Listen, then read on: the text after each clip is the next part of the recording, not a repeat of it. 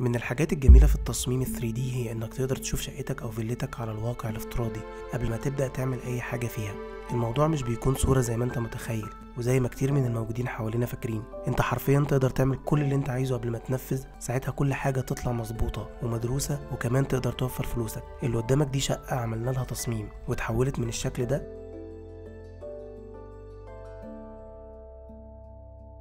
للشكل ده، ومش بس في الصورة، هيبقى كمان في الحقيقة.